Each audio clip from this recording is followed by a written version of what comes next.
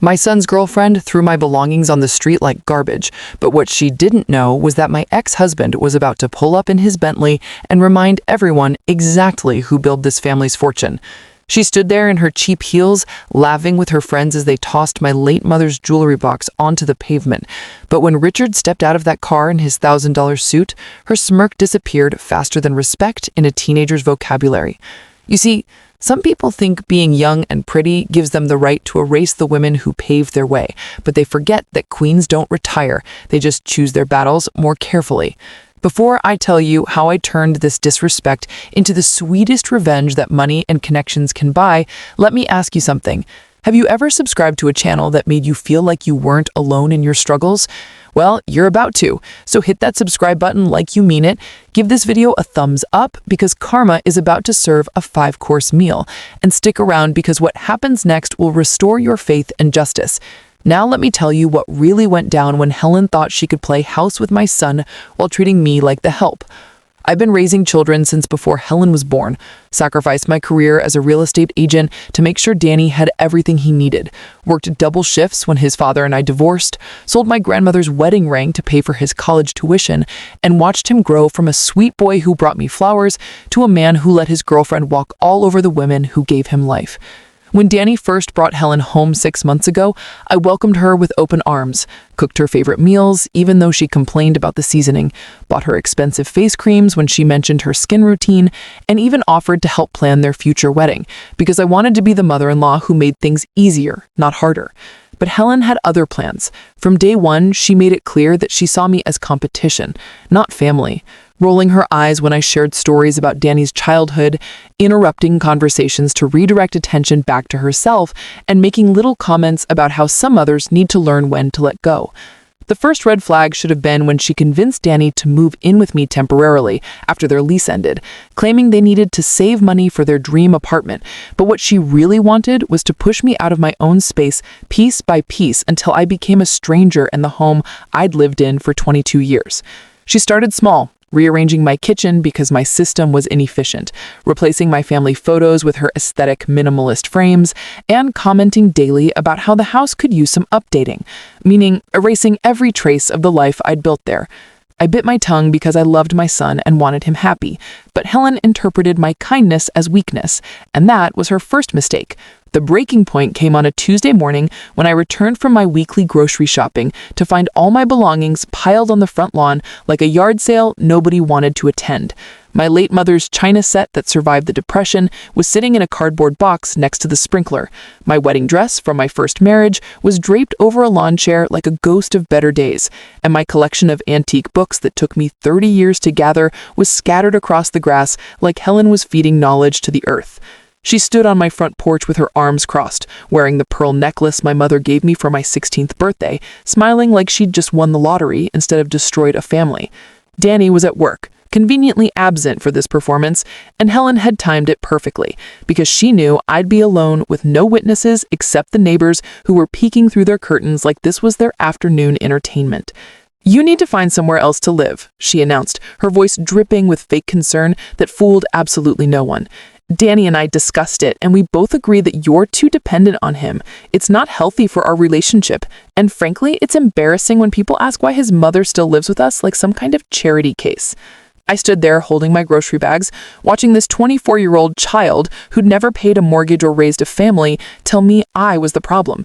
And for a moment, I was speechless, not because I didn't have words, but because I had too many. The audacity was breathtaking, the cruelty was surgical, and the disrespect was so profound it actually impressed me in the worst possible way. "Did Danny really agree to this?" I asked, my voice steady despite the earthquake happening in my chest. Helen's smile widened like she'd been waiting for this question her whole life. "Of course he did," she said, pulling out her phone to show me a text thread. "He's just too sweet to hurt your feelings, so I offered to handle the uncomfortable conversation. We're doing you a favor, really, helping you become independent instead of clinging to your son like some kind of emotional parasite." She actually used those words, emotional parasite, to describe the woman who worked 3 jobs to keep Danny in private school, who slept in her car during his college visits because hotels were too expensive, who gave up dating for 5 years because every spare moment and dollar went to making sure he had opportunities I never had. I could have screamed, could have called Danny immediately, could have caused the kind of scene that would give the neighbors gossip material for months. But instead, I did something Helen wasn't expecting. I smiled back. "You're absolutely right," I said, setting my grocery bags down carefully. "I have been too dependent, too comfortable, too willing to let other people make decisions about my life, and it's time for that to change." Helen looked confused, like she'd prepared for tears or anger but not agreement, and that confusion was the first crack in her confidence. I pulled out my phone and made a call that would change everything, though Helen had no idea what was coming. "Richard," I said when he answered on the second ring, "I need you to come to the house. And bring your lawyer." There was a pause. Then his familiar voice, still carrying the authority that had built our family's construction empire before our marriage fell apart. "What's wrong, Eleanor?" he asked, and I could hear the protective tone that reminded me why I'd fallen in love with him 26 years ago, even though we'd been divorced for 8. "Someone seems to think they can throw my belongings on the street and claim ownership of property that doesn't belong to them," I said, watching Helen's face change as she realized this conversation wasn't going the way she'd planned. "I'll be there in 20 minutes, Richard said, and I could hear him already moving, already making calls, already shifting into the mode that had made him one of the most feared business owners in 3 counties. Helen tried to salvage her power play, suggesting that maybe I was being dramatic, that we could work something out, that she'd help me pack properly if I just cooperated. But I was done cooperating with people who mistook my kindness for stupidity. I sat down on my front porch steps, right next to a box containing my mother's jewelry, and waited for the show to begin. 20 minutes later, Richard's black Bentley pulled into the driveway like Judgment Day, arriving in luxury leather seats, and Helen's confident smirk transformed into something between confusion and panic as she watched my distinguished ex-husband emerge wearing a suit that cost more than her monthly salary.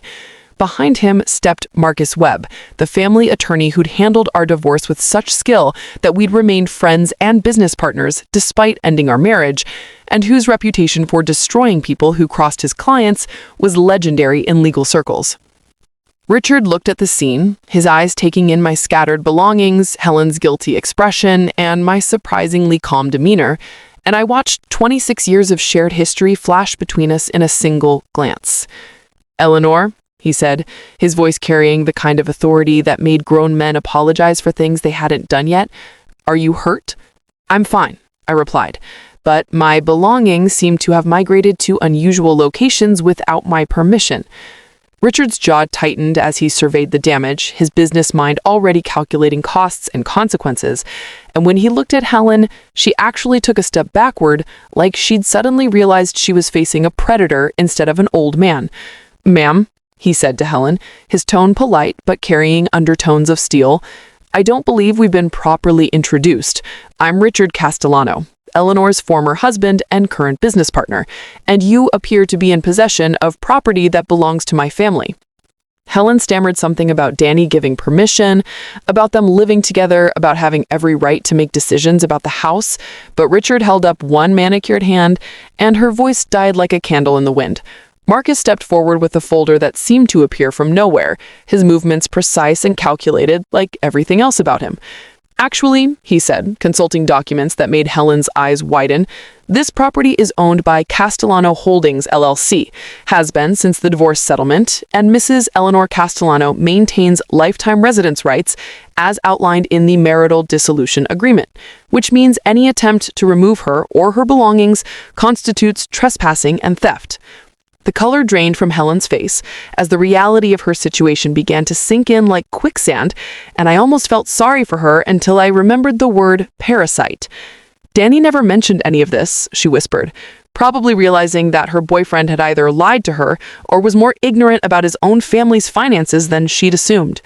Richard's expression remained neutral, but I caught the slight tightening around his eyes that meant someone was about to have a very bad day.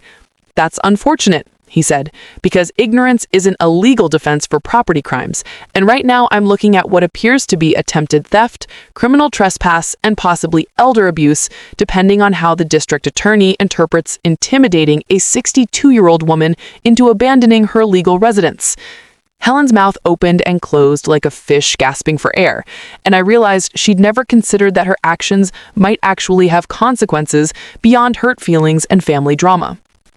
Marcus consulted his watch like time was money, which, in his world, it literally was. "We can handle this quietly," he offered, "or we can involve the authorities and let them sort out the property crimes and potential restraining order violations. But either way, Mrs. Castellano's belongings need to be returned to their proper locations immediately and with great care." The transformation in Helen was remarkable to witness, her arrogance crumbling like a house of cards in a hurricane as she realized she'd picked a fight with people who had resources, connections, and absolutely no patience for disrespect. "Please," she said, her voice smaller than I'd ever heard it. "I didn't know about the legal stuff. Danny said the house was his mother's and that she'd be okay with moving out. I was just trying to help them start their life together." Richard's expression didn't soften even slightly as he responded with the kind of measured calm that preceded devastating business decisions. "Help," he repeated, as if tasting the word and finding it bitter. "By throwing a woman's personal belongings onto the street without permission, wearing her deceased mother's jewelry, and attempting to force her from her legal residence through intimidation and lies?" Helen's hand flew to her throat where my mother's pearls rested like evidence of her crime, and she began to fumble to remove them with shaking fingers. The neighbors had given up all pretense of privacy and were openly watching from their yards, some even pulling up lawn chairs like this was community theater, and I realized that Helen's public humiliation was just beginning. Richard turned to me with an expression I remembered from our marriage, protective and slightly dangerous. The look he'd worn when business competitors tried to cheat us, or when Danny's teachers suggested he wasn't college material. "What would you like to do about this situation, Eleanor?" he asked, and I could hear the unspoken message that whatever I decided would be supported by every resource at his considerable disposal. I looked at Helen, this young woman who thought she could erase me from my own life without consequences, who called me a parasite while wearing my inheritance, who'd convinced my son to betray his own mother for the sake of her convenience. And I made a decision that would change everything. "I want every single item returned to its exact location within my home," I said, my voice carrying new authority borrowed from Richard's presence and Marcus's legal backing. "I want a written apology acknowledging the illegal nature of today's actions, and I want Helen to understand that any future disrespect toward me will result in immediate legal action and removal from this property." Helen's nodded frantically, tears beginning to form in her eyes as the magnitude of her mistake became clear, and she began gathering my belongings with the desperate efficiency of someone trying to avoid criminal charges. But I wasn't finished, because sometimes mercy requires consequences to have meaning.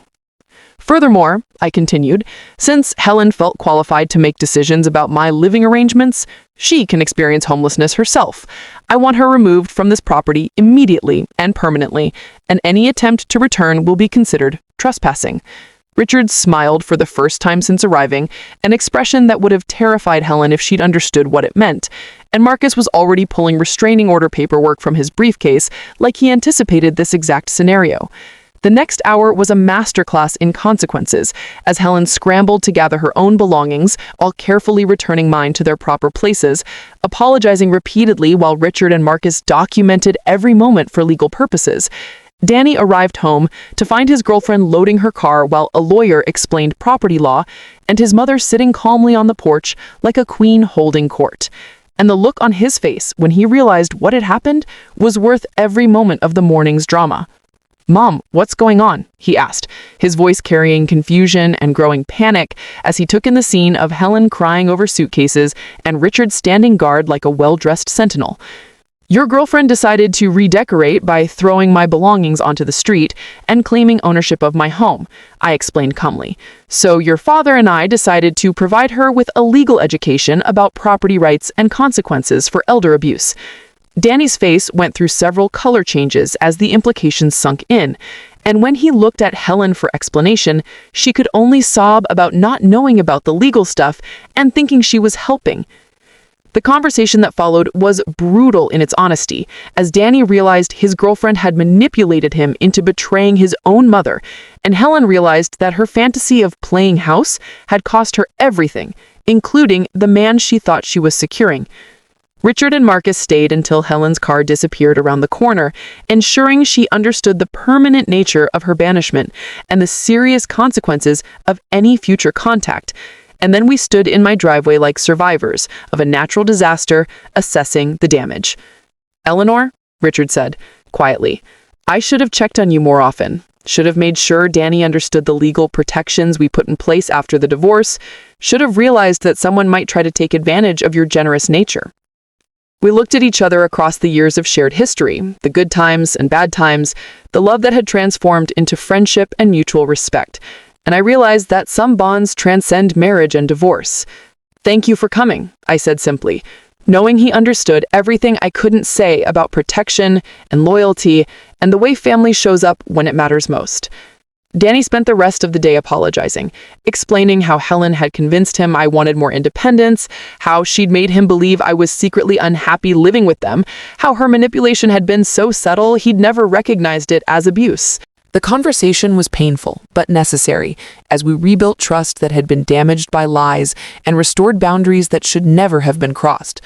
That evening, as I arranged my mother's jewelry back in its proper box and hung my family photos where they belonged, I reflected on the day's events and the lessons learned about respect, consequences, and the power of having people who will stand up for you when you need it most. Richard called later to check on me, and we talked for hours about family, forgiveness, and the strange ways life brings people together and tears them apart, and sometimes brings them together again in different forms. Danny broke up with Helen that night, finally seeing her manipulation clearly and understanding how close he'd come to losing his relationship with me forever over someone who viewed his mother as an obstacle rather than an asset. The neighborhood gradually returned to normal, though I noticed more respectful nods from neighbors who'd witnessed the day's events, and I realized that sometimes public consequences are the most effective deterrent for future bad behavior. A week later, Danny and I had dinner together, just the two of us, and talked about boundaries, respect, and the importance of never letting anyone convince you to betray your family for the sake of keeping the peace. Helen tried to contact Danny several times, but he learned his lesson about manipulation and blocked her completely, choosing loyalty to family over the convenience of a relationship built on lies and disrespect. I kept Richard's business card in my purse, not because I expected more trouble, but because it felt good to know that protection was just a phone call away, and that divorce didn't have to mean abandoning the people who matter. The incident became neighborhood legend, the story of the day Helen learned that some women have resources, connections, and ex-husbands who still care enough to show up when respect is on the line. I never saw Helen again, though I heard through neighborhood gossip that she'd moved back with her parents and was telling people about the crazy family who'd overreacted to a simple misunderstanding, proving that some people never learn from their mistakes. Danny brought me flowers the next week, not because I'd asked or expected it, but because he wanted to apologize properly and show that he understood the magnitude of what had almost been lost through poor judgment and worse influences. The whole experience taught me that kindness without boundaries is manipulation's playground, and that sometimes the greatest act of love is refusing to accept disrespect, even from people who think they're entitled to give it. Richard and I began having monthly lunches, not as romantic partners, but as two people who'd built something together, lost it, and found a different kind of partnership based on mutual respect and shared history. The house felt peaceful again, filled with the belongings that told my story and reflected my choices, free from the energy of someone who'd seen my generosity as weakness and my space as something to be conquered. Danny learned to appreciate his mother not as someone to be managed or appeased, but as a person deserving respect, consideration, and the basic dignity of being consulted about decisions that affected her life. The jewelry box sat safely in my bedroom, my mother's pearls returned to their proper place, no longer decorating someone who'd thought ownership could be claimed through audacity rather than earned through love and respect. I kept Richard's business card in my purse, not because I expected more trouble, but because it felt good to know that protection was just a phone call away, and that divorce didn't have to mean abandoning the people who matter. The incident became neighborhood legend, the story of the day Helen learned that some women have resources, connections, and ex-husbands who still care enough to show up when respect is on the line. The neighbors still nod respectfully when I water my flowers, and I suspect the story of Helen's eviction serves as a cautionary tale about the importance of knowing your place and respecting your elders in a community that values both. Richard's Bentley still appears in my driveway occasionally, not for emergencies, but for friendly visits that remind me that some partnerships transcend the legal definitions of marriage and divorce, evolving into something deeper than romance, but no less valuable. So remember this if you remembered nothing else.